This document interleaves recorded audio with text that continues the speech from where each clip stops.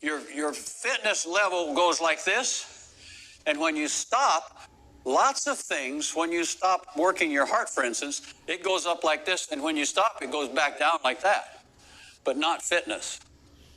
Fitness goes up like this, and when it comes down, it goes down like that. In other words, when you first stop training, you hardly lose any. I'd be willing to say you can go 5 days of absolutely nothing without losing one bit of fitness. And you go 10 or 12 days, and you're only going to lose a little bit of it. It doesn't go away fast. We've done studies where we did muscle biopsies to look at what changes down in the muscles over time. And they took a group of marathoners who ran 100 miles a week for 1 year and muscle biopsy and looked at all the changes that took place. And then they made them not run at all for 87 days, and they biopsied them.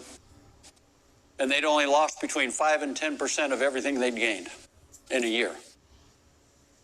Many fitness things don't go away that fast. Sure, your breathing and things like that go, but they come back fast too. But real physiological changes, cellular things don't go away fast. Keep this in mind. Rest or recovery is part of training. It's not avoiding training. In other words, there are benefits to resting. So you should never feel bad about even taking a day off completely or a half a day or whatever, you know. Not that you can rest 5 days a week and get away with it, but, you know, if you rest now and then, it's good. Now, cross-training depends on what kind you're doing. There's all kinds.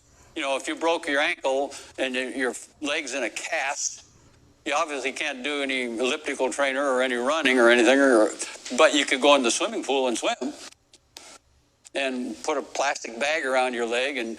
But now you have to think, what am I doing when I swim with my arms only? Now I'm training my arm muscles. I'm not doing anything for my legs. Sure, I'm keeping my heart working, but your heart probably isn't the thing that's going to limit you when you start running again. It's going to be your legs. You know, and some people, sometimes I could argue against cross-training when you're hurt. Because sometimes people, when they cross-train real hard while they're hurt and can't run, when they go back to running, they figure they're in such good shape they're going to run too hard. And then they get hurt again.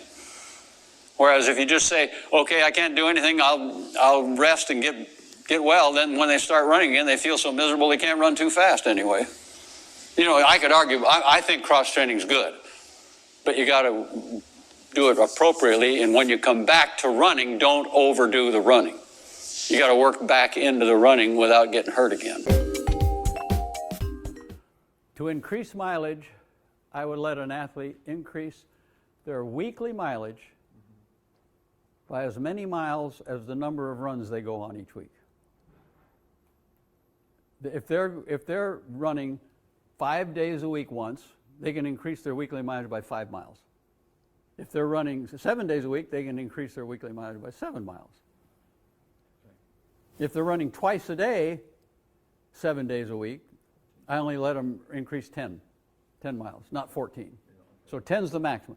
And I make them stay with one amount of running for at least 4 weeks before they go up. And you read this all the time. Increase your weekly mileage by 10% a week. To me, that is one of the dumbest rules I've ever heard. What does that mean? If you did 20 miles this week, next week you can do 22. And the week after that you can do 24.2. And the week after that you can do 26.8 or something. Well, why don't you just stay at 20 for 4 weeks and then go to 30? You know? I mean, it doesn't make sense. You're getting to the same place eventually, but by waiting longer at the same one before going up, you're letting your body adjust to a certain amount of stress before you're changing it. Why should I change the stress my body has to deal with every week? Even if it's only 10%, why should I do that?